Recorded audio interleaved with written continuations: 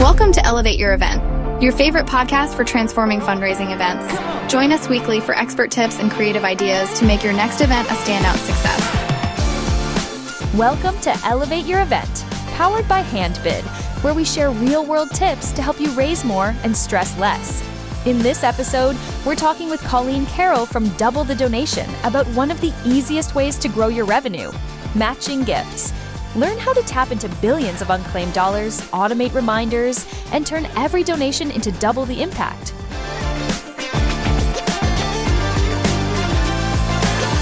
Welcome back to the Elevate Your Event podcast, where we talk about all the various ways you can make your next fundraising event better, or maybe generate a little bit more revenue, maybe double the revenue.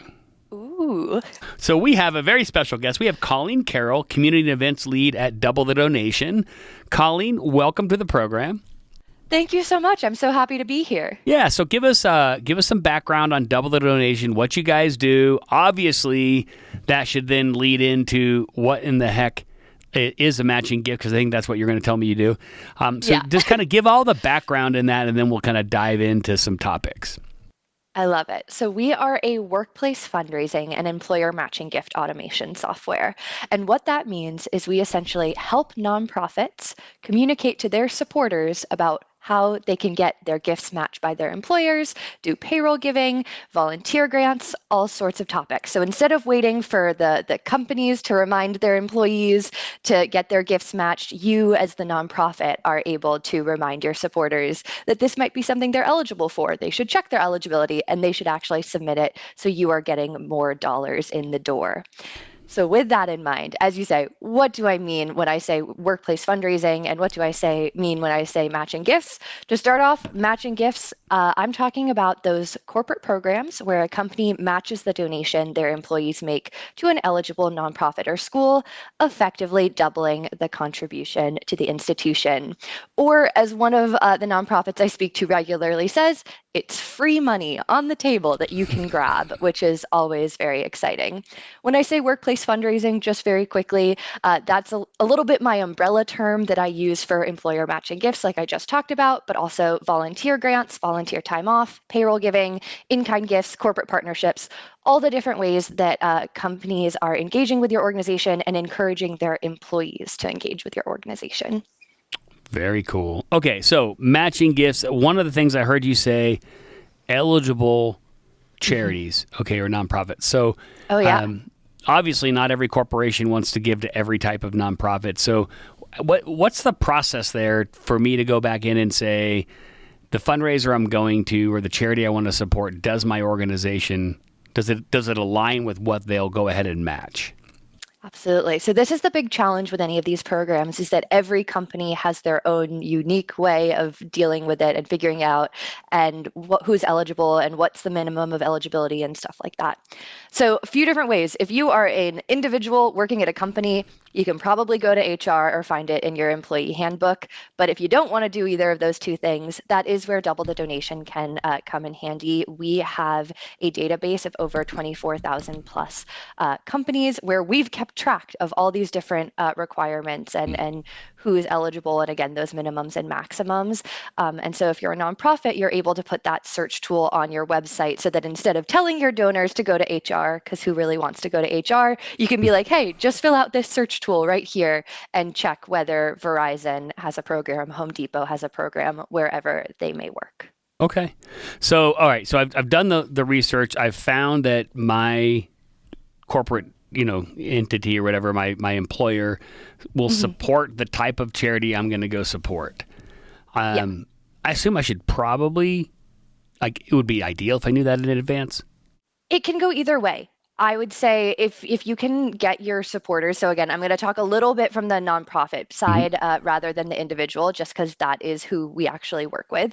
From the nonprofit side, it is worth it to start talking to your supporters in advance of the event, getting them starting to think about whether their gifts are going to be eligible for a match, because, and I have some data on this I can share later, that can increase the size of the gift because people love it. They're reminded, oh, my employer will match my gift. I won't give 25, I'm going to give 50 because then that'll be 100 and I'll get to feel all nice and warm and fuzzy. So that's that's one piece. But you can also remind people post-donation and post-event that they are eligible. We want to remind people on all sides, because we want to do as much as we can to make sure that we're getting those dollars. Because again, they're out there. Your supporters are eligible for them. The dollars are just not making their way to you.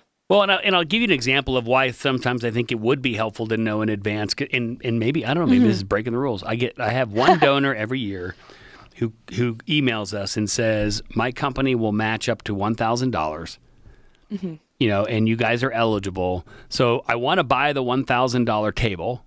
But what I want to do is I'm going to give you a $1,000 donation. I'm going to go get it matched, and then I need you to comp me the table. And I'm like, yeah, I could do that. If you're going to give me $2,000 for the table, yeah, I can make that happen. See, this is where I rely on your expertise with events, because I'm going to be honest, that never occurred to me, but it makes perfect sense. Yeah. So, but that's the I need to know in advance kind of conversation. But let's talk about your software, because it, shameless plug, it does integrate with Handbid. So if somebody is on our site and they're going to a company's donation page and they're filling it out, once they're done, there's this, like, do you want to look for a corporate match type of option that they can click? Describe what happens. They're a double donation customer, and this information gets submitted into Double the Donation. What kind of happens from there when I go do that? Absolutely. So from the donor's perspective, they fill it in. They let us know where they work. We're going to then provide them with the information for their company. So if they told us they worked at Home Depot, we're going to be like, great, here's Home Depot's program. Again, all those things I mentioned before. Do they have a program? What's their minimum? What's their maximum? What form do they need to go out, fill out? Here's the link to the form so that they don't have to go find it. From a nonprofit perspective and from the donor perspective, what's going to also happen is they're going to flow into your Double the Donation account. And you can configure this whatever way you want, but the kind of standard practice is what we would do is we would have an automated email stream set up. So that if they've told us where they work, but they have not submitted their match, or they haven't told us that they've submitted their match, they're going to get an email reminder within 1 day of their donation being like, hey, so excited, so glad you donated. Don't you want to see if you can get your gift matched? Again, here's that form that you filled out. And then we suggest having a cadence of 1 day, and then maybe 3 days later, and then maybe 30 days later if they don't actually get their gift matched within that time, because people are busy. They get distracted. Their kid runs in screaming when they open the email and they don't remember to do it. We want to give them those extra reminders. Now, if they didn't tell us where they work, we can also use those emails to remind them that they can check their eligibility. Maybe they were really busy filling out that form. They only filled in what was absolutely required, not any of the optional fields. Give them the chance to check their employer information. Also, in an email, you're going to be able to explain a little bit more to them about why you're asking them for it. And then the final thing that we'll do with an automated email stream is a thank you email. If people let us know that they submitted their gift, we want to make sure we're thanking them for taking that initiative, filling out the paperwork, and doubling their gift and telling them what that means to our organization. So there's a little bit of a preview of what's going to happen when they go through the donation process. Yeah, no, it sounds highly automated, but at the same time, I think complete and thorough, right? I mean, we all know this. I mean, especially any of those that listen that have been in kind of a sales role before, you have to remind people multiple times. In a polite and, obviously in a friendly way, but people get busy. And I don't know, I've seen a lot of research saying the 3 to 5, reminder range is kind of where you need to get in order to really get somebody to act. So. Absolutely. Yeah. And I think we see that sending like that second email, because nonprofits, they don't want to bother their donors. And I'm very sympathetic to that. But we see that sending that second email increases dramatically the number of matches that you're actually going to get, going to receive. People need the reminders. And what I'm always telling people, particularly with matching gifts, is these are people that already care about your mission. They've already made the donation. They've already opened their wallet, given you their credit card information. Like, you are giving them the opportunity to double their impact with just filling out some paperwork. So exactly, don't be scared. No, I get it. And I'm sure the charity would love to fill it all out for them if they could. I mean, just to take it off their hands. But, and I'm sure some companies are simple and maybe others are more complicated. Mm-hmm. So it is what it is, I guess. But let's talk about why is this important? We're talking about, trying to capture all of this extra money. You called it free money, and in a sense it is, right? I mean, double the donation. If I gave $1,000 and my company will match $1,000, that is an extra check the charity's going to get. How many of those checks aren't written every year? So, yeah, this is the big number, which is that $4 to $7 billion worth of matching gift funds alone is going unclaimed each year. That's a problem not only because we're not getting it into the hands of nonprofits and institutions that could do really amazing things with these dollars, but I have a little bit of a fear that if we don't access these funds, they might go away. Companies might stop dedicating as much money to their matching gift programs. And so I see it a little bit as like a big group project with all of us in the nonprofit space of being like, it is in all of our best interest that we get these dollars actually into the hands of nonprofits. Oh my gosh, all hands on deck, huh? Exactly. And just to quickly say, these funds, like, again, there's a ton of eligible people out there. You might be like, yeah, I'm not really sure if that's our organization, like, though, do we really have it? It's 10% of the US workforce is eligible for an employer match. There are going to be people within your roster, within your CRM that are eligible and likely are just unaware of their eligibility or unaware of what they're supposed to do. And again, they're busy. They're not thinking about fundraising as much as you and I are. Like, they need those reminders, and that's something that we can do and we can help with. Oh, I mean, I agree with you in the sense that we've got to figure out ways to drive awareness and then drive the follow-up. I mean, I sit on a number of nonprofit boards, and this has come up a few times. And so I do have a question for you, because I think a lot of charities in the back of their head think, okay, this would be nice, but what is this going to cost me to use a service like this? Absolutely. So our pricing model is definitely based on your organization. How many individual contributions are you getting in? How is it going to work for you? So I would say our kind of standard packages start at about $1,000 a year, but there is a huge range, and some of them are smaller than that. So I really recommend reaching out to our team. They'll talk with you directly and share with you what we think it would be for your organization based on some key metrics. Yeah, and but the ROI, and we run into this at Handbid too, is people are thinking like, what is auction software or mobile bidding software or event fundraising software and ticketing, registration, you name it, all of those elements. What is that going to cost me, and is it worth it? And for us, we look at it and say it's not only the what you call the aspirin side of things, where we're solving headaches for you by automating so much. It's the vitamin side of the software, which is really engaging people at the event, keeping them connected, and allowing them to interact more, including donate more or bid more or do whatever through the software, even when they're not there. I mean, that's the other thing. Like, you can't connect with somebody who's not physically at your event, but software lets you do that. And so people need to start kind of making that connection between the investment and the return, and understanding there's a big ROI. I would have to think that even at $1,000 a year, to me, that's one or two matching gifts, right? Yep. Honestly, I mean, it's true. And so I think, gosh, you're gonna recover your investment with just one or two matching gifts, and there's way more than that out there. What did you say it was? 10% of the 10% of the U.S. workforce. Yep. Yeah. So 10% of your attendees or your donors are more likely to have this, and it might even be higher than that.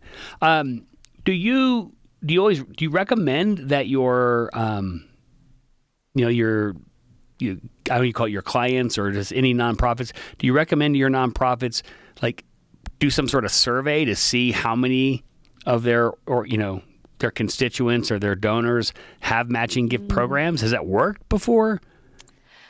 Sure. So I don't think we've ever particularly been like put out an extra survey, but I think we often talk about, like, look at what you know. Do you know where some of your donors already work? Have you gathered that information in the past? Let's start putting that into, again, our search tool and being like, okay, this is a company we know comes up. We know a member of our board who donates a lot, works at this company. Like, let's start seeing examples. The other thing you can really do is think about your regions. And if you know that your donor base is very much centered in a particular city, like, let's start looking what the big companies that are in that city and what their programs are. Right. And you can start being like, okay, reasonably, because we live in, I don't know, with Dallas. We know that a good chunk of our supporters probably work for XYZ company. We know that that company has a 2-to-1 matching program. That's pretty exciting. Maybe we want to know more about which of our donors work for that company. No, that makes sense. Because kind of what I'm thinking through in my head is I should survey all of my constituents and just ask them what company they work for, and then cross-reference that against the double donation list and say, wow, we've got a big opportunity here, right? Because this came up at a board meeting I was at, and I was kind of building on what I was asking you before, and there was a little bit of pushback, like, well, what is this going to cost? And finally, one of the board members in there says, well, I work for Cisco and I know they match. And then we looked it up, and I want to say it was $2,000 or $3,000. It matched. Yeah, it can be significant. Yes. And he's like, well, I'm going to give that anyway to this organization. Right. And now it becomes more purposeful giving, like more structured giving. Like, all right, I'm probably going to donate to this organization through buying tables or writing checks or doing whatever, maybe $2,500 this year or $3,000 this year as a board member. If I knew my company matched that, maybe I change the structure of how I give so that I can, leverage that match. Yeah, or just be like, have a calendar notification before the end of the calendar year. Remember to submit my match, because that's the thing. These matches do sometimes expire, and every company has a different program. Right. So we want to make sure we're not missing that valuable window of when we can submit that match. Oh, for sure. I get that. And I'm kind of thinking through my head, like, the more we educate our supporters on, like, you qualify for this, and then the more tools we give them to say, let's get this taken care of at the beginning of the year. Yeah. Right? So if this is what you're planning to give this year, quote unquote, let's figure out how we purposely put that in place, get that matching funds up front, and then, hey, if that gives you like a VIP pass to my next event, I'm all for it, kind of thing, because I think that's one of the things where I'm afraid, like, if you don't do that or you don't take that approach, you get to the end of the year, maybe you're running an event in the fall, and then finally that donor figures out, oh yeah, my company matches up to $1,000, but I've already spent all this money throughout the entire year with this charity. Yeah. I've been to 2 of their other events, and I'm only planning on giving $250 tonight, and now we're matching $250. Anyway. Yeah. I don't know. Maybe that doesn't work, but I mean, maybe charities have so much to do and so much on their plate. But I'm just kind of thinking in my head, even for my own charity, this would be a pretty cool, proactive way of doubling my donations. What do you think? Yeah. There is just always so much more you can do. And so I always, when I'm talking to nonprofits at like conferences or I run some discussions, I'm always reminding people, like, if you hear all this and you're like, I'm not doing any of this, or like, I can't possibly do what you just talked about, Jeff, like that would be way too much for me. It's okay. Like, it's like phase by phase, step by step. No one is doing all of the things that you could possibly do, because let me tell you, every time I turn around, someone comes to me with a new idea that I'm like, never occurred to me, never thought about doing it quite that way. But there's always a little thing that you can do. And so just making subtle changes, like, let's start with the basics. Let's start by asking on your donation form for employer information. Start gathering. That's going to give you such a window again into your supporter base. And then we can talk about further strategies to implement. Yeah, makes sense. So what other advice do you have for the folks that are listening to the podcast here as it relates to corporate matching, corporate, I would call it, like, what did you call it? The corporate workforce? Workplace fundraising. Workplace fundraising. What other advice? Oh gosh, there's so much you can do related particularly to your event. So I'll just say right now, I can talk about matching gifts all day. But I'm going to center my ideas right now on events.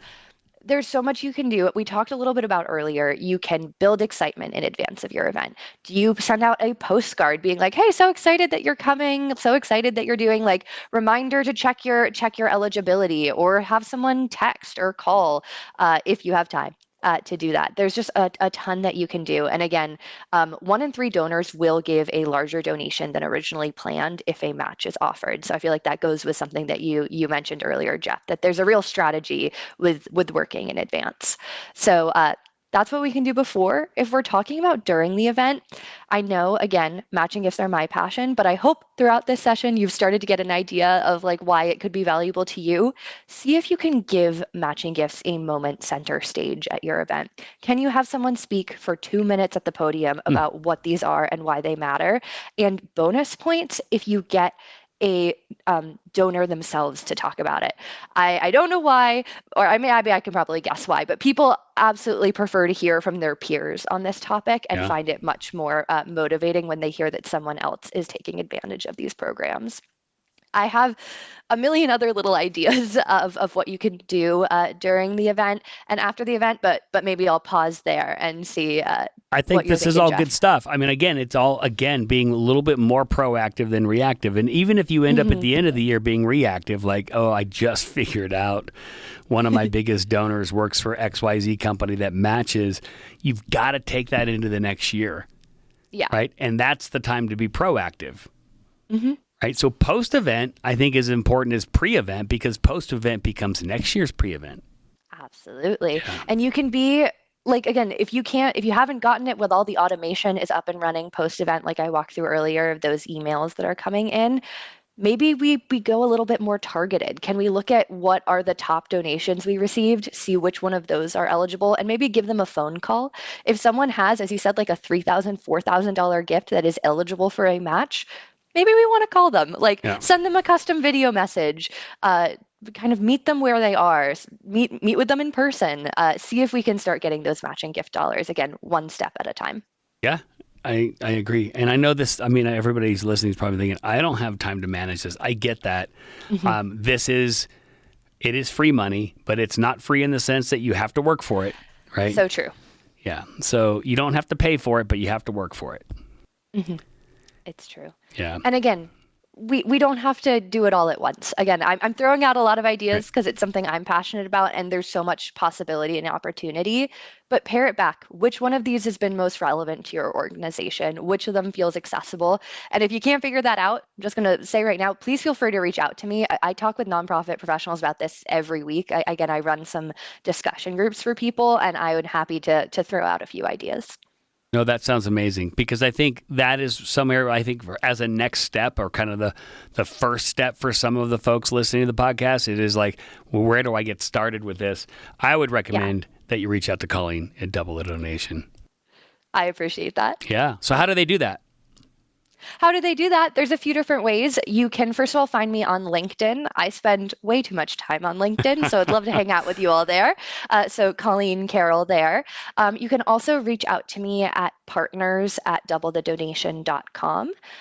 Or if you just generally reach out to one of the forms that you can fill out on the Double the Donation website, you will get connected with the right person. And if you're looking particularly for me, you can tell them that as well. So we'll find each other, I promise. That's awesome. And I'm sure that you're looking forward to giving them all of the advice they need to find that corporate match. Absolutely. I truly love doing this. I love talking with nonprofits and finding those free dollars and finding the little changes we can make. So would absolutely love to connect with people. All right. There's dollars there, guys, under the table. Yeah. You got to go find it. So this has been... It's going to be fun. Yeah, it is going to be fun. This has been a great conversation. I really do appreciate you educating the audience on matching gifts. The $4 to $7 billion blows me away. And for those of you who didn't pay attention like 10 minutes ago, $4 to $7 billion of matching gift eligibility goes unclaimed every year. So these are your donors who aren't filling out the forms, probably because they don't know. Yep. I would say it's, let's give them the benefit of the doubt. They don't know. But we're going to educate them. We're going to make them aware. And we're going to give them the easy tools to do it. Like right there on a Handbid donation form at the very bottom, look for a corporate match. Look up your company name, and then Double the Donation takes it from there. Perfect. It's the big group project we can all work on together. That's right. I love it. We're all in this together. All right. Colleen, thank you so much for your time, and I hope anybody listening to the podcast reaches out to you and they get going on this. And then we will wrap up this episode. So thank you guys for listening in. Until next time, happy fundraising. If you enjoyed our show, please take a moment to leave us a review. You can find us on Apple, Google, and Spotify. Don't forget to subscribe for more great content. And if you're a fan of video, check us out on YouTube. Until next time, happy fundraising.